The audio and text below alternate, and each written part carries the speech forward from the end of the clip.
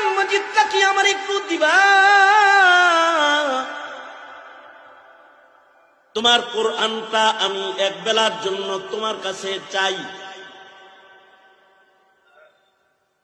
আবু আব্দুল্লাহ বলে, ইবনুল জাওজি বলেন, আবু আব্দুল্লাহ বলে সিফাতুস সাফওয়া কিতাবের ভিতরে ইবনুল জাওজি রাহমাতুল্লাহ আলাইহি এনেছেন। আবু আব্দুল্লাহ বলে কোরআন শরীফ চাইছে, একটা ভালো জিনিস চাইছে, এটা কেমনে না দেই? আমি আমার নিজের পড়ার কোরআন মজিদটা তাকে দিয়ে দিলাম, আমার নিজের কোরআন শরীফটাই তারে দিয়ে দিলাম। সে চলে গেল, তার একটা হুজরা আছে, ঝুপড়ি ঘর, ওখানে গেল গা। কিন্তু আশ্চর্য, আসরের আজান হলো, আবেদ ইবাদত করতে আসে না, হাজ্জাজ মসজিদে আসে না। মাগরিবের আজান হয়ে গেল, সে মসজিদে আসে না। এশার আজান হয়ে গেল, আমরা নামাজ পড়লাম, কিন্তু হাজ্জাজ আবেদ রহমতুল্লাহ আলাইহি মসজিদে আসতেছে না।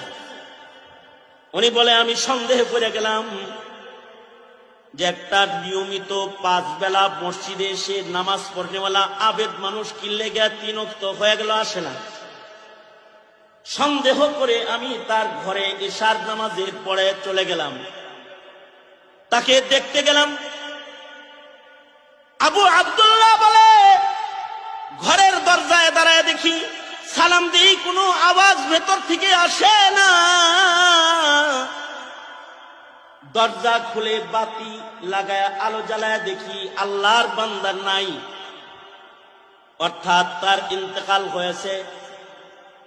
কিন্তু ইন্তেকালের পরে চিত্রটা এত সুন্দর, আমার কাছ থেকে যে আল্লাহর কোরআনটা চাইয়া লই আইছে, বাচ্চা যেমন তার মাকে বুকের ভেতরে জড়ায় ধরে ঘুমায় যায়, আমার কাছ থেকে চেয়ে আনা আল্লাহর কোরআনের মাসহাফ, আল্লাহর কোরআনকে বুকের মধ্যে জড়ায় ধইরা সে মরে গেছে,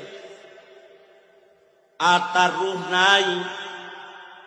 কিন্তু লোকটা এতটাই দরিদ্র, হত দরিদ্র যে তার গায়ে ভালো এমন কাপড়ও নাই যা দিয়ে তাকে কাফন করা যায়।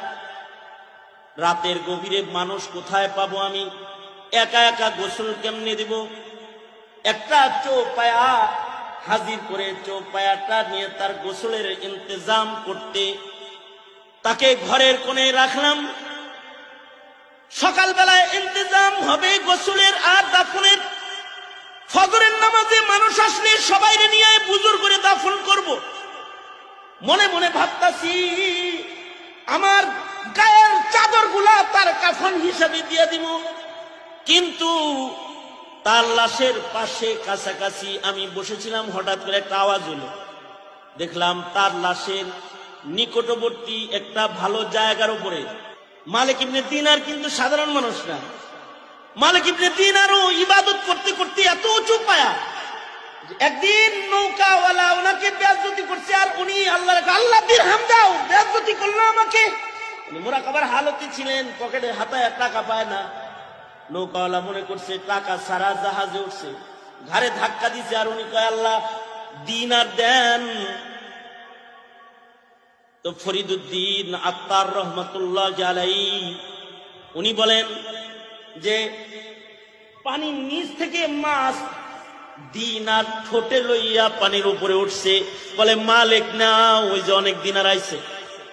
উনি 1 দিনার নিয়ে ভাড়া দিয়া বাকি মাছগুলারে কয় আমার হাজত পুরা হয়ে গেছে, জাগা বলা হয়। এই কারণেই উনাকে মালিক ইবনে দিনার বলা হয় যে ওনার দিনার চাইলে মাছে দিনার লয়ে আইছে। আমাদের লিগে যদি মাছে আনতো দিনার, তো 1 টাকা ভাড়া দিয়া বাকিগুলো রেখে দাও, এটা আমারে দিয়ে যায়, মাছের কাছ থেকে রাইখা দিতাম। এই মালিক ইবনে দিনার ওই জানাজায় আছেন, ফজরের নামাজে আছেন। ইবনুল জাওজি ওনার কিতাবে লিখেছেন, মালিক ইবনে দিনার নামাজ শেষে তাকে বললেন, এ আবু আব্দুল্লাহ, এই হাজ্জাজ আবেদ সে কোথায়? এই আলেম না, কিন্তু সাধারণ গ্রামের পাবলিক একজন আবেদ। নিজেকে আল্লাহর কাছে প্রিয় বানাইতে ইবাদত লাগে, ইবাদত লাগে। জনতার কাছে টাকা দিয়ে প্রিয় হওয়া যায়, পাবলিকের কাছে সুন্দর করে কথা বললেও প্রিয় হওয়া যায়, ভালো করে গান গাইলেও প্রিয় হওয়া যায়, ব্যাট পিটাইলেও প্রিয় হওয়া যায়, ভালো করে বল করলেও প্রিয় হওয়া যায়। আল্লাহর কাছে ইবাদত দিয়ে প্রিয় হতে হয়। যদি সে সাধারণ মানুষ হয়, ইবাদতের কারণে সে আল্লাহর প্রিয় হয়ে যায়।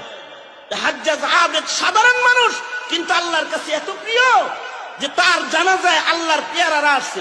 ওই ইমাম বুখারীর মতন, ইমাম বুখারীর ইন্তেকালের পরে আল্লাহর রাসূল নিজে জমানার মুহাদ্দিসদেরকে স্বপ্ন যোগে ডাকতেছে আর বলতেছে, এই জানো না আজকে আমার মুহাম্মদ আমার কাছে আইতাছে, আমি ইস্তেকবালে আছি।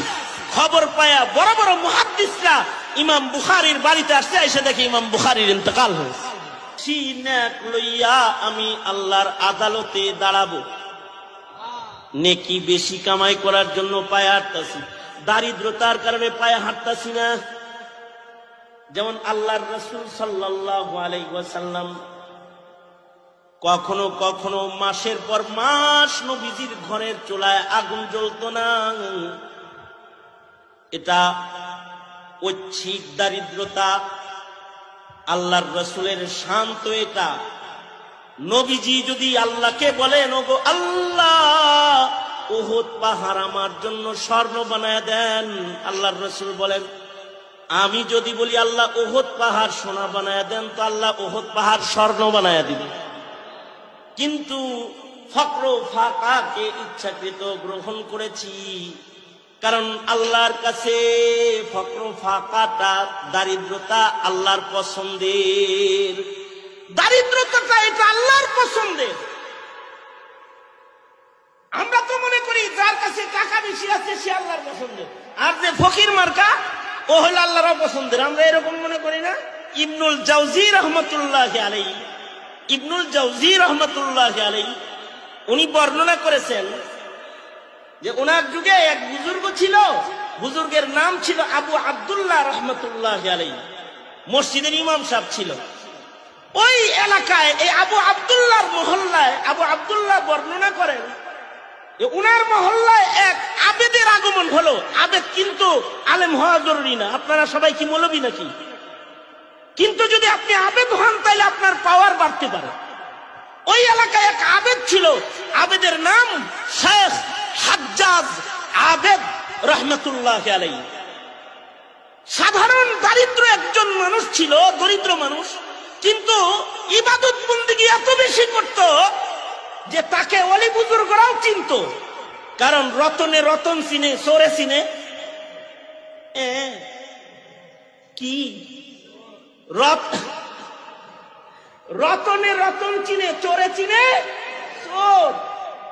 লোকটা আবেদ হিসাবে, লোকটা তো বুজুর্গ, একে বুজুর্গরাও চিনত। এই হাজ্জাজ আবেদ আবু আব্দুল্লাহ রাহমাতুল্লাহ আলাইহি মসজিদের দরজায় এসে দাঁড়াইছে। দাঁড়ায় বলে কি, এই আবু আব্দুল্লাহ, তোমার কোরআন মজিদটা কি আমার একটু দিবা? তোমার কোরআনটা আমি এক বেলার জন্য তোমার কাছে চাই। আবু আব্দুল্লাহ বলে, ইবনুল জাওজি বলেন, আবু আব্দুল্লাহ বলে সিফাতুস সাফওয়া কিতাবের ভিতরে ইবনুল জাওজি রাহমাতুল্লাহ আলাইহি এনেছেন। আবু আব্দুল্লাহ বলে কোরআন শরীফ চাইছে, একটা ভালো জিনিস চাইছে, এটা কেমনে না দেই? আমি আমার নিজের পড়ার কোরআন মজিদটা তাকে দিয়ে দিলাম, আমার নিজের কোরআন শরীফটাই তারে দিয়ে দিলাম। সে চলে গেল, তার একটা হুজরা আছে, ঝুপড়ি ঘর, ওখানে গেল গা। কিন্তু আশ্চর্য, আসরের আজান হলো, আবেদ ইবাদত করতে আসে না, হাজ্জাজ মসজিদে আসে না। মাগরিবের আজান হয়ে গেল, সে মসজিদে আসে না। এশার আজান হয়ে গেল, আমরা নামাজ পড়লাম, কিন্তু হাজ্জাজ আবেদ রাহমাতুল্লাহি আলাইহি মসজিদে আসতেছে না।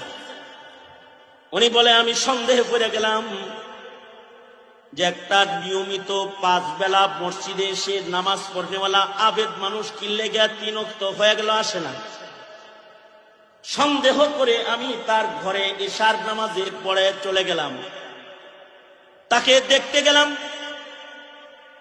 আবু আব্দুল্লাহ বলে ঘরের দরজায় দাঁড়ায় দেখি সালাম দিই, কোনো আওয়াজ ভেতর থেকে আসে না। দরজা খুলে বাতি লাগায় আলো জ্বালায় দেখি আল্লাহর বান্দা নাই, অর্থাৎ তার ইন্তেকাল হয়েছে। কিন্তু ইন্তেকালের পরে চিত্রটা এত সুন্দর, আমার কাছ থেকে যে আল্লাহর কোরআনটা চাইয়া লই আইছে, বাচ্চা যেমন তার মাকে বুকের ভেতরে জড়ায়া ধরে ঘুমায়া যায়, আমার কাছ থেকে চেয়ে আনা আল্লাহর কোরআনের মুসহাফ, আল্লাহর কোরআনকে বুকের মধ্যে জড়ায়া ধইরা সে মরে গেছে, আর তার রূহ নাই। কিন্তু লোকটা এতটাই দরিদ্র, হত দরিদ্র যে তার গায়ে ভালো এমন কাপড়ও নাই যা দিয়ে তাকে কাফন করা যায়। রাতের গভীরে মানুষ কোথায় পাবো আমি? একা একা গোসল কেমনে দিব? একটা চৌপায়া হাজির করে চৌপায়াটা নিয়ে তার গোসলের ইন্তজাম করতে তাকে ঘরের কোণে রাখলাম। সকালবেলায় ইন্তজাম হবে গোসলের আর দাফনের। ফজরের নামাজে মানুষ আসলে সবাই নিয়ে বুজুর করে দাফন করব। মনে মনে ভাবতাছি আমার গায়ের চাদরগুলা তার কাফন হিসাবে দিয়ে দিব। কিন্তু তার লাশের পাশে কাছাকাছি আমি বসেছিলাম, হঠাৎ করে একটা আওয়াজ হলো। দেখলাম তার লাশের নিকটবর্তী একটা ভালো জায়গার উপরে ধবধবে 2টি ইহরামের চাদরকে যেন ছেড়ে দিয়ে গেল।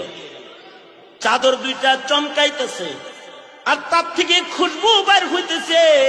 ইবনুল জাওজি বলেন তার থেকে খুশবু বাইর হইতেছে। আবু আব্দুল্লাহ বলে খুশবু বাইর হইতেছে। দেখে বোঝা যায় এটা জান্নাত থেকে আল্লাহর দেয়া তোহফা কিছু হবে।